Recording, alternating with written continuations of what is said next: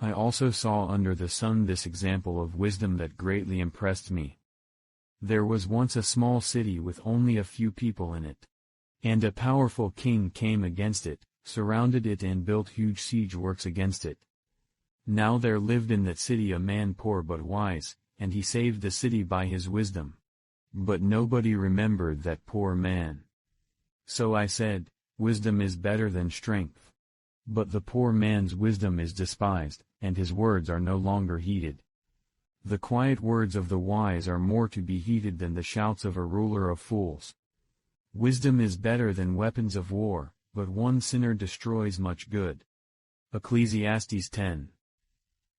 As dead flies give perfume a bad smell, so a little folly outweighs wisdom and honor. The heart of the wise inclines to the right, but the heart of the fool to the left.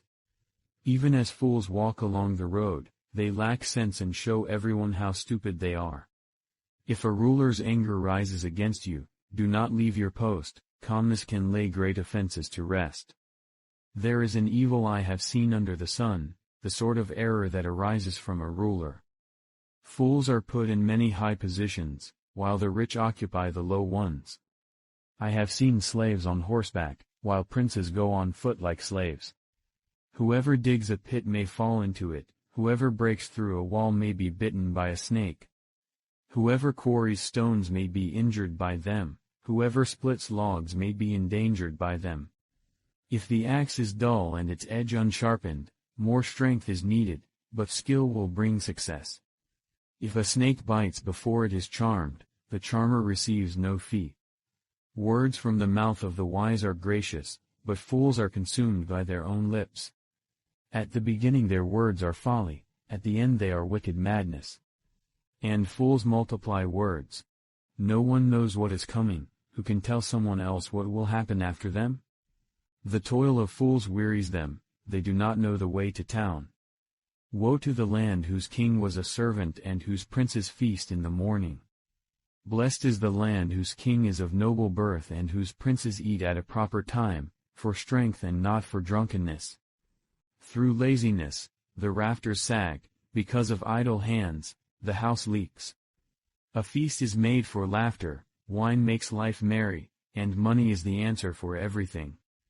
Do not revile the king even in your thoughts, or curse the rich in your bedroom, because a bird in the sky may carry your words, and a bird on the wing may report what you say. Ecclesiastes 11. Ship your grain across the sea, after many days you may receive a return. Invest in 7 ventures, yes, in 8, you do not know what disaster may come upon the land. If clouds are full of water, they pour rain on the earth. Whether a tree falls to the south or to the north, in the place where it falls, there it will lie. Whoever watches the wind will not plant, whoever looks at the clouds will not reap. As you do not know the path of the wind, or how the body is formed in the mother's womb, so you cannot understand the work of God, the maker of all things. Sow your seed in the morning, and at evening let your hands not be idle. For you do not know which will succeed, whether this or that, or whether both will do equally well. Light is sweet, and it pleases the eyes to see the sun. However many years anyone may live, let them enjoy them all. But let them remember the days of darkness, for there will be many. Everything to come is meaningless. You who are young, be happy while you are young, and let your heart give you joy in the days of your youth. Follow the ways of your heart and whatever your eyes see, but know that for all these things God will bring you into judgment. So then, banish anxiety from your heart and cast off the troubles of your body, for youth and vigor are meaningless. Ecclesiastes 12. Remember your Creator in the days of your youth, before the days of trouble come and the years approach when you will say, I find no pleasure in them. Before the sun and the light and the moon and the stars grow dark, and the clouds return after the rain. When the keepers of the house tremble, and the strong men stoop, when the grinders cease because they are few, and those looking through the windows grow dim. When the doors to the street are closed and the sound of grinding fades, when people rise up at the sound of birds, but all their songs grow faint. When people are afraid of heights and of dangers in the streets, when the almond tree blossoms and the grasshopper drags itself along and desire no longer is stirred. Then people go to their eternal home and mourners go about the streets. Remember him, before the silver cord is severed, and the golden bowl is broken, before the pitcher is shattered at the spring, and the wheel broken at the well. And the dust returns to the ground it came from, and the spirit returns to God who gave it. Meaningless. Meaningless. Says the teacher. Everything is meaningless. Not only was the teacher wise, but he also imparted knowledge to the people. He pondered and searched out and set in order many proverbs. The teacher searched to find just the right words, and what he wrote was upright and true. The words of the wise are like goads, their collected sayings like firmly embedded nails, given by one shepherd. Be warned, my son, of anything in addition to them. Of making many books there is no end, and much study wearies the body.